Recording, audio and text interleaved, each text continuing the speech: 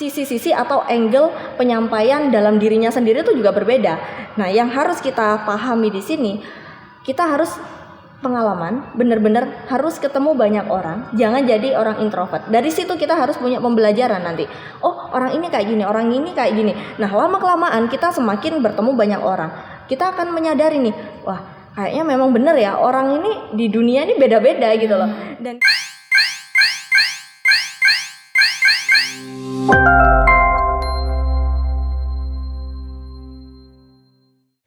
Assalamualaikum warahmatullahi wabarakatuh. Welcome back to our YouTube channel. Kali ini sekarang saya ditemani bersama siapa nih? Kenalan dulu dong, Kak.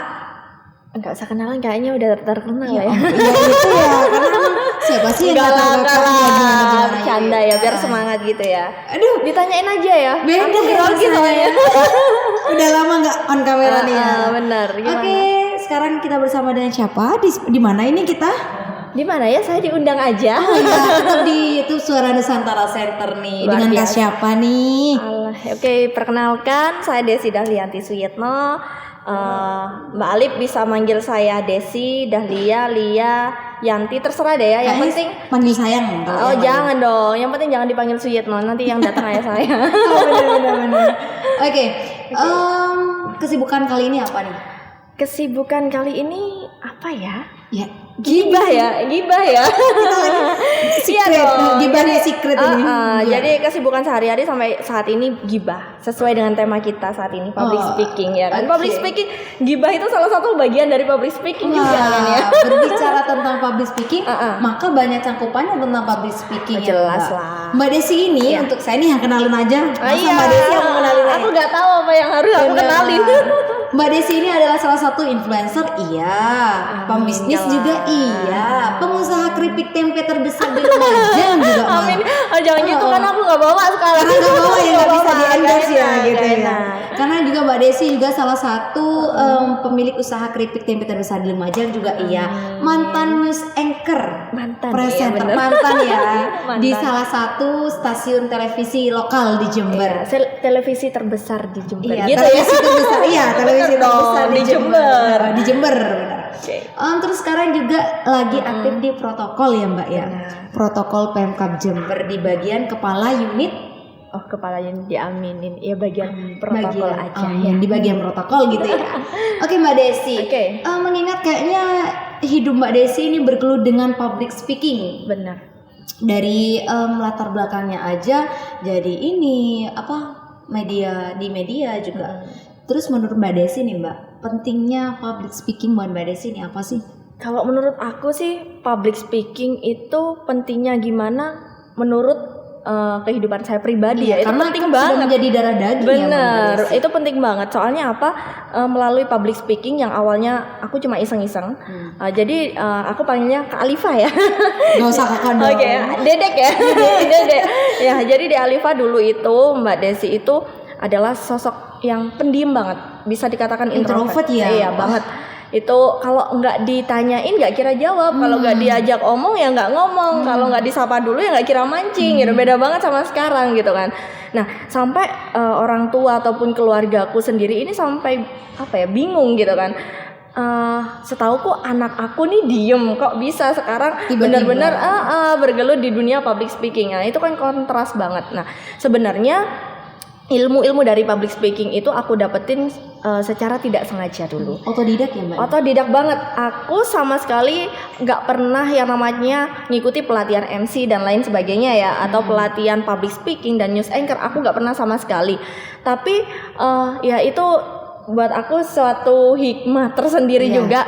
Aku nggak pernah ikut pelatihan, tapi udah beberapa kali jadi narasumber untuk pelatihan MC dan lain sebagainya. Kadang aku juga bingung, ini kok bisa sih gitu. Sampai sekarang pun aku bingung. Dan itu kan pasti melewati berbagai proses yang nggak mudah gitu kan. Dari situ kan memang kayaknya, kayaknya nih kan tadi emang kita nggak kontras ya. Emang dari orang yang introvert, mikirnya pas penting, kayaknya penting nih public speaking. Dari kapan itu Mbak? Maksudnya seberapa penting sih public speaking menurut Mbak Desi? Yang ini penting banget ternyata public speaking. Ternyata dulu aku introvert tuh nggak baik kayak gitu. Gimana? Iya. Kalau awalnya aku nggak ada pemikiran seperti itu sih, Dek ya. Jadi dulu itu aku sempat pernah magang di salah satu televisi di Surabaya. Waktu itu karena memang aku pendidikannya di SMK ya, di bagian multimedia dan penjurusannya aku mengambil ke pertelevisian memang. Nah, aku sempat ngelakuin ini magang ya biasanya kalau SMK dulu. Nah, aku ditempatin di Surabaya itu di salah satu televisi ya, kalau nggak bisa nyebutin.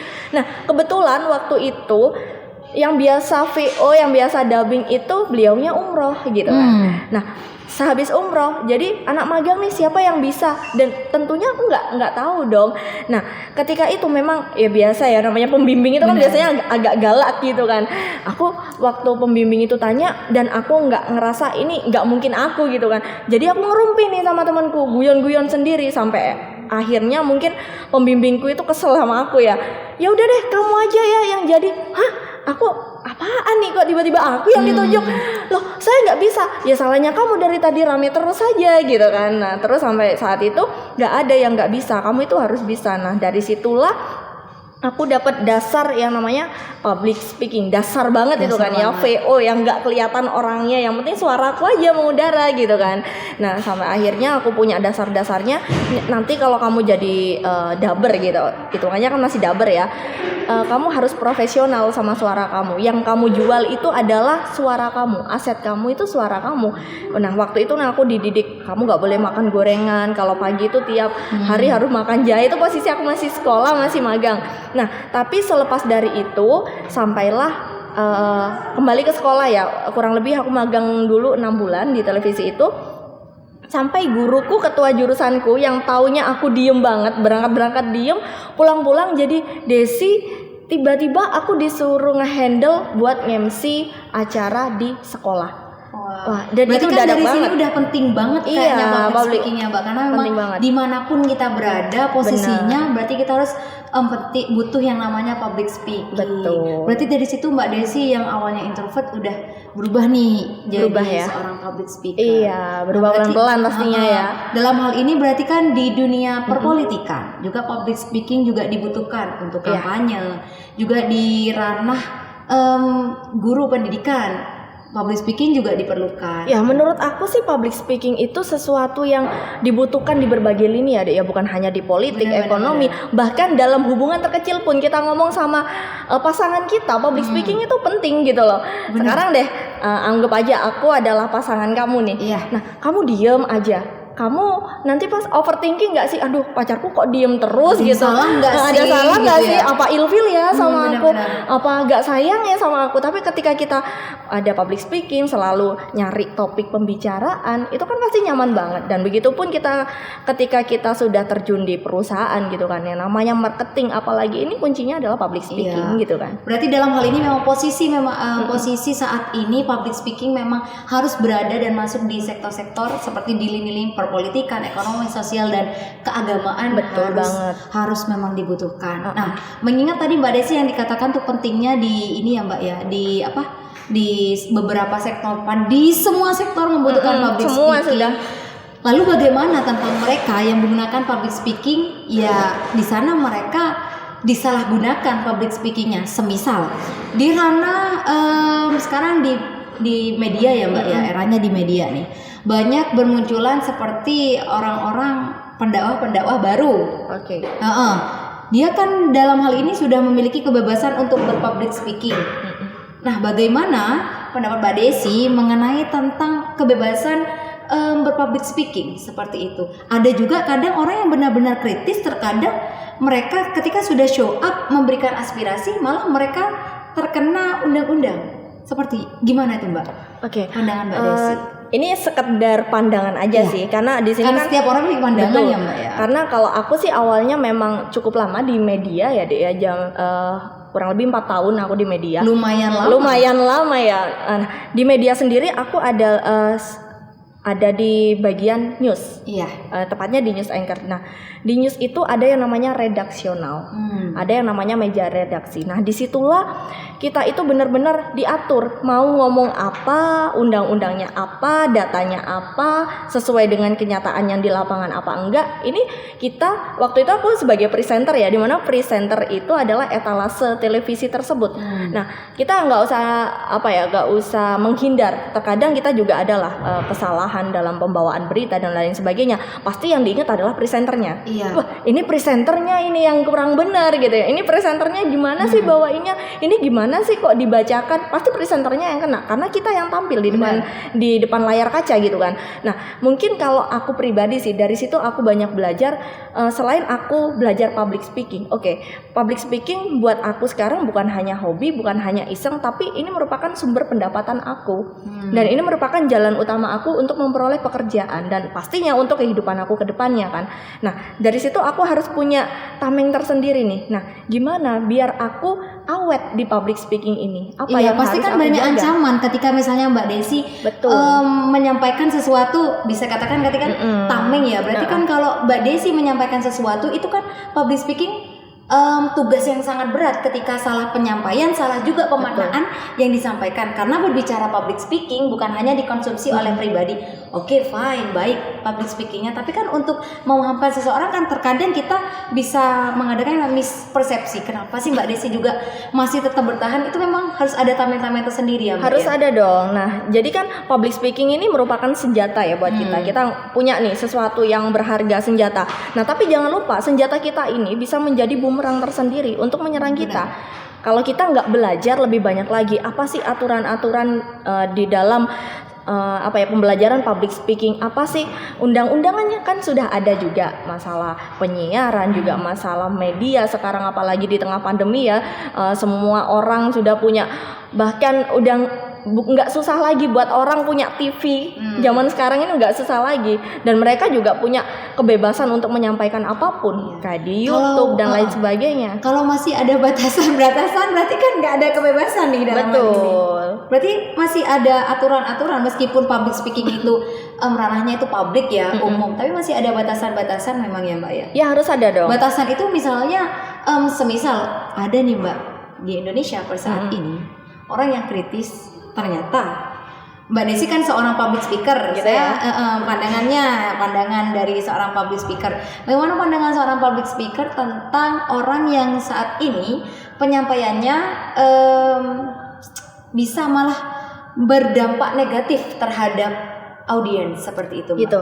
Yang harus kita sadari, kita adalah public speaker. Kita ngomong ya dari public, pemanaannya public speaker ya, dari pemanaannya dulu ya. Public itu adalah orang banyak gitu kan. Speaker adalah kita yang ngomong. Berarti artinya kita adalah kita ngomong di depan orang banyak. Dan yang harus kita sadari, setiap orang memiliki persepsi dan daya tangkap tersendiri. Bahkan sisi-sisi atau angle penyampaian dalam dirinya sendiri itu juga berbeda. Nah, yang harus kita pahami di sini, kita harus pengalaman, benar-benar harus ketemu banyak orang, jangan jadi orang introvert. Dari situ kita harus punya pembelajaran nanti. Oh, orang ini kayak gini, orang ini kayak gini. Nah, lama-kelamaan kita semakin bertemu banyak orang, kita akan menyadari nih, wah, kayaknya memang benar ya, orang ini di dunia ini beda-beda gitu loh. Dan kita akan menjadi seorang public speaker yang menjadi pusat perhatian di antara banyak orang. Gak menutup kemungkinan apa yang kita omongkan, ya namanya orang, ada yang namanya like dan dislike itu udah biasa gitu loh. Dan itu harus benar-benar kita tamengi, dan dari kita sendiri ya pribadi juga harus sadar lah kalau kita itu hidup di negara yang demokrasi, yang punya beberapa agama, yang harus ada toleransi seperti itu. Dan itu menurut aku yang pernah jadi bumerang juga deh, ketika kita diwajibkan untuk memakai kerudung ya. Nah, gitu ya. Sempat pekerjaan saya kemarin ada yang tidak menuntut kamu jangan berkerudung deh kayak gitu. Ini merupakan sesuatu yang unik. Kalau orang yang nggak tahu hanya memikir dari satu sisi, bahkan saya juga awalnya, oh kenapa nih kok nggak boleh kerudungan nih gitu kan? Itu merupakan apa ya? Kalau dilihat dari segi agama, wah itu udah rancu banget. Tapi ketika kita menurunkan ego kita masing-masing dan melihat gimana keadaan kita berbicara, terus di mana juga kita berbicara. Oh ya, negara ini kan negara demokrasi, gitu kan. Jadi kadang juga sempat kan ada permasalahan. Waduh, biasanya menurut hadis, menurut hukum Islam, saya Muslim nih ya di sini. Saya juga nggak ini ya, udah nggak jarang dengar orang Muslim ini nggak boleh mengucapkan selamat hari raya untuk agama lain, gitu kan. Nah itu apakah itu juga bisa diterima oleh rekan-rekan kita yang beragama lain kayak gitu? Dan itu merupakan di mana identitas kita. Di situ kita harus menunjukkan diri kita, tapi kita juga harus menyelaraskan dengan asas-asas yang ada di lingkungan tersebut. Kayak gitu. Berarti dalam hal ini public speaking itu memang harus hadir, hadir dan bisa membaur di manapun tempat yang memang disinggahi seperti itu ya. Iya, apalagi sekarang kalau kita ngomong public speaking itu udah pasti ranahnya banyak ke arah milenial. Ya, banyak ke arah milenial. Berbicara tentang kebebasan itu sendiri ya Mbak, nggak semua orang bisa berpublic speaking dengan baik. Mereka memiliki ciri khas sendiri seperti itu. Bagaimana dampak Mbak Desi dulu yang introvert yang belum bisa public speaking tuh dampaknya kan sangat fatal banget ya Mbak. Bukan fatal ya, apa ya, sangat berat banget ya kayaknya kalau buat orang-orang yang introvert seperti itu ya Mbak ya. Kalau aku ngiranya orang introvert itu sebenarnya bukan keadaan. Karena Mbak Desi kan berawal dari orang yang introvert, tiba-tiba menggeluti dan sekarang mendarah daging ya public speaking. Kayaknya ya udah tiap hari public speaking aja gitu. Benar, sampai sekarang pun aku di protokol ini sebenarnya udah turun di bagian MC, jadi di pembawa acara. Itu pembawa acara namanya, kita ngomong acara pimpinan ya, dalam hal ini adalah bupati. Acaranya bukan hanya upacara aja nih, ada deklarasi, terus kita juga harus bisa speak English, terus habis gitu kita juga harus bisa membawakan acara PKK, ibu-ibu, pengajian. Nah itu harus benar-benar kita kuasai. Nah yang harus kita benar-benar pelajarin bagaimana membawa diri kita agar tetap profesional ke depannya. Oh, jadi seorang public speaker, tapi ada beberapa hal sudut pandang nih Mbak. Banyak memang public speakingnya baik. Contohnya, ini hanya contoh saja ya Mbak ya. Semisal di ranah perpolitikan. Ketika kampanye. Kita ngomong politik ya. Ini contoh saja ya, contoh. Ketika berbicara kampanye, banyak sekali angin-angin surga waktu saat public speaking nih Mbak. Maksudnya gimana tuh? Kan kadang waktu kampanye kan saya akan janji ya. Janji lah intinya. Di ranah pendidikan kadang ada guru yang semisal public speakingnya baik, karena public speakingnya baik intelektualnya kurang, jadi ketika ada yang bertanya dan dia tidak tahu, malah dia berbelit-belit alibilah sekiranya kelihatan tidak tahu. Itu dampaknya nanti, dampak negatifnya tuh seperti apa Mbak? Harus seperti apa public speaking itu idealnya? Ideal kita menjadi public speaker. Kalau soalnya dari yang aku tangkap dari Mbak Desi kan public speaking tuh harus ada dua karakteristiknya, tuh harus bisa menyampaikan, bukan hanya bisa berbicara tapi bisa juga menyampaikan apa yang ingin dia sampaikan, seperti itu. Kalau dalam hal seperti itu berarti kan dia tidak bisa menyampaikan apa yang mereka inginkan, seperti itu. Jadi di sini kita benar-benar harus bisa memfilter ya. Ini yang mau aku sampaikan nih hanya sekedar opini, apa ini benar-benar materi.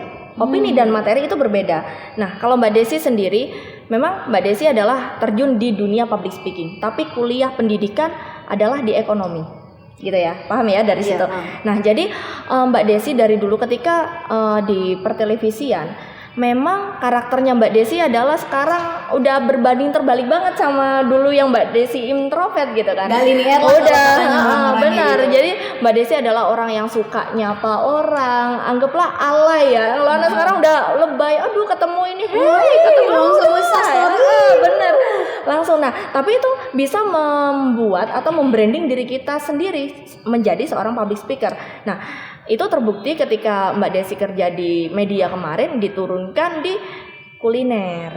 Nah kayak gitu. Nah, dan ini satu yang harus kita pegang, ketika kita menjadi public speaker di suatu bidang, kita harus benar-benar menguasai materi yang akan kita sampaikan. Gitu. Harus banyak wawasan berarti dalam hal ini ya Mbak ya. Dan itu terbukti ketika Mbak Desi juga kerja kemarin waktu di media, lebih banyak berhubungan ketika ada acara dialog dengan Bank Indonesia contohnya, atau tentang BPS atau tentang perekonomian dan lain sebagainya. Itu bidangnya Mbak Desi memang. Kalau Mbak Desi ke politik, karena Mbak Desi nggak ngerti dasarnya dan Mbak Desi bukan orang Jember, kita ngomong ya, karena waktu itu saya kerja di televisi lokal di Jember. Nah itu Mbak Desi nggak berani, Mbak Desi sendiri selalu nolak karena itu udah nanti daripada rancu ya, aku nggak paham gitu. Jadi mending nggak usah deh. Ilmuku belum nyampe sana. Tapi kalau kita ngomong mau ekonomi, kita ngomong mau makanan, atau kita ngomong kerajinan dan budaya, monggo deh, aku siap. Oke, berarti dalam hal ini satu, idealnya mereka harus memiliki wawasan. Betul, memiliki wawasan dan benar-benar menguasai materi yang akan disampaikan. Kayak gitu. Oke. Kedua apa nih? Apa keduanya ini? Kan harus ada bekal. Selain intelektual apa lagi nih, Mbak? Selain intelektual, menurut aku yang terpenting adalah performa. Betul. Aku nggak selalu bilang ya, seorang public speaking atau public speaker itu harus ganteng, harus cantik, enggak. Tapi yang harus digarisbawahi, kita harus benar-benar bisa menarik audiens, bisa menarik pemirsa untuk betah melihat kita. Sekarang gini deh, ketika kita enak dipandang gitu ya, siapa sih yang nggak bakalan betah untuk nyampein materi itu? Dan kalaupun ada kesalahan, insya Allah itu bakalan ada pemakluman tersendiri. Ini kayaknya yang harus nggak boleh ditiru ya sebenarnya ya. Ya maksudnya harus rapi gitu kan. Makanya kan dalam hal ini kadang saya mengatakan bahwa ya kebanyakan per saat ini masih orang menganggap public speaking itu yang ada di depan ya harus performanya juga harus benar-benar baik. Karena kita juga adalah pusat perhatian yang menjadi etalase sebuah acara, etalase sebuah instansi, itu pasti. Berarti memang kehati-hatian dalam hal ini, karena kan juga banyak pembahasan tentang undang-undang yang kita tidak boleh menjudge seseorang kayak di beberapa undang-undang. Oke Mbak, kalau seperti itu. Sekarang kita masuk ke yang terakhir nih. Poin pentingnya nih, how to be a good public speaker. Gimana nih? How to be a good public speaker. Tadi kan idealnya kan mereka harus bukan cantik, bukan tampan, tapi mereka juga harus berwawasan tinggi, juga ya show your best performa gitu ya. Terus dalam hal ini gimana sih how to be a good public speaker itu sendiri, Mbak? Kalau menurut aku yang menjadi kita mendorong menjadi public speaking yang baik itu apa sih? Jawabannya adalah kualitas. Nah, kualitas performa. Karena itu adalah intinya public speaker. Nah, gimana biar jadi baik? Ya kita harus profesional. Bisa kan? Paham maksudnya? Profesional dalam hal ini? Profesional dalam hal penyampaian materi. Contoh nih, oke, Mbak Desi sekarang lebay. Tapi ketika Mbak Desi bawain acara formal, ya sekarang contoh ya, kalau Mbak Desi lagi bawain acara yang informal, kuliner nih ya, yang bawaannya beda dong sama pembawaan upacara atau deklarasi seremonial beda ya. Contohnya kita menyapa nih pemirsa, kita opening nih, kita ada makanan nih contohnya ya, biar ada perbedaan. Nah pemirsa, kali ini saya sedang berada di salah satu kafe terhits yang ada di Kabupaten Jember. Dan pada kesempatan kali ini saya akan menikmati makanan paling enak dan terbaru. Nah itu pembawaan informal. Nah baik, sekarang kita bakalan bawain acara di depan pimpinan. Masa selamat datang Bapak Bupati? Gak mungkin kan?